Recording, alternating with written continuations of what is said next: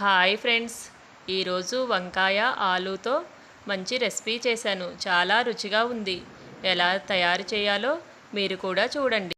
ముందుగా వంకాయలను ఇలా ముక్కలుగా కట్ చేసుకొని సాల్ట్ వాటర్లో వేసుకోండి. ఆలూ కూడా కట్ చేసుకొని వాటర్లో వేసుకోండి. చింతపండు, పచ్చిశనగపప్పు ముందుగా నానబెట్టుకోండి. ఇప్పుడు బాండీ పెట్టుకొని 2 స్పూన్లు ఆయిల్ వేసుకొని ఆవాలు వేసుకుందాము. జీలకర్ర, పచ్చిశనగపప్పు, ఎండుమిర్చి, కరివేపాకు కూడా వేసుకొని పోపు పెట్టుకుందాము. కొంచెం ఇంగువ కూడా వేసుకుందాం.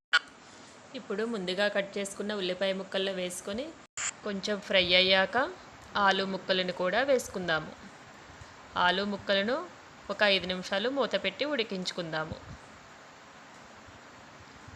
ఇప్పుడు ఆలు ముక్కలు ఉడికాయి. వంకాయ ముక్కలను వేసుకుందాము. ముందుగా నానబెట్టిన శనగపప్పును కూడా వేసుకొని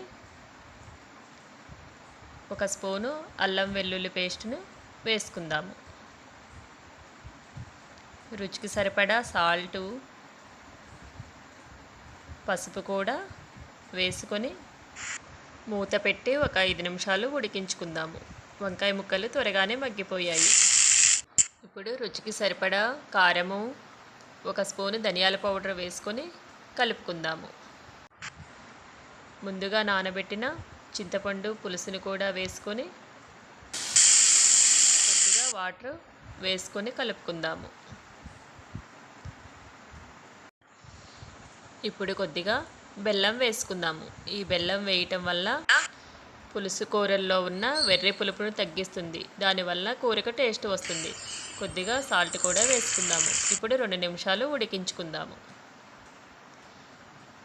కూర రెడీ అయిపోయింది. చివరిగా కొత్తిమీర వేసుకొని సర్వ్ చేసుకుందాము.